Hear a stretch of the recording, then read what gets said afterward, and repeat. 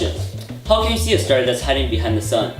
In order to answer that, you have to think about how light travels around massive objects like stars. Although Newton explains that gravity is the attractive force between two objects, his law of gravity does not accurately explain how the path of light is bent by a massive object.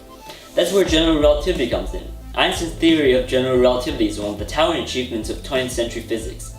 Published in 1915, it explains that what we perceive as the force of gravity in fact arises from the curvature of space and time.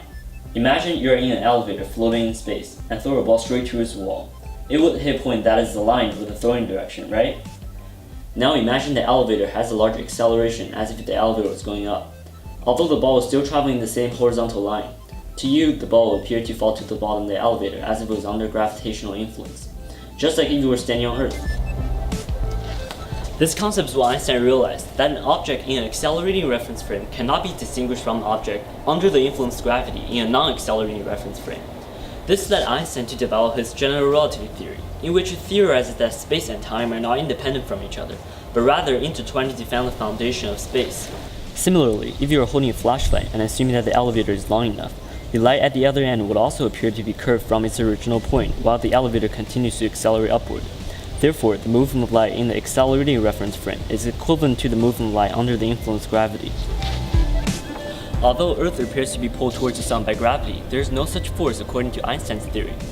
In fact, it's simply the structure of space-time around the sun that dictates how Earth moves. In reality, our 3D space is distorted into a 4D realm by massive objects. Because we cannot visualize 4D, let's illustrate this concept by assuming that space is a 2D plane being distorted into 3D by a massive object, like a bowling ball on top of a trampoline. When light travels past such a massive object at a close enough distance, the path of light is also influenced under the curved space, just like it was in the elevator experiment. This phenomenon is also known as gravitational lensing, as the fabric of space-time itself bends the light. Now imagine an object with the size of Manhattan and a mass 20 times that of the sun is placed in space. Space-time will be distorted in an extreme manner, so much so that light, traveling at the highest possible velocity in space, cannot even escape. What type of star can be that massive? It is in fact a massive star that imploded, also known as a black hole. The general relativity theory predicts that such massive objects exist in our universe. However, what's past the event horizon remains unknown. Going back to the question on how we could see a star that's hiding behind the sun, the answer is that we can in fact see the star because the light emitted from the star would bend around the sun due to sun's distortion of space-time. However, the star will only be visible during a solar eclipse while the light from the sun is covered. My name is Kevin, and thank you for watching.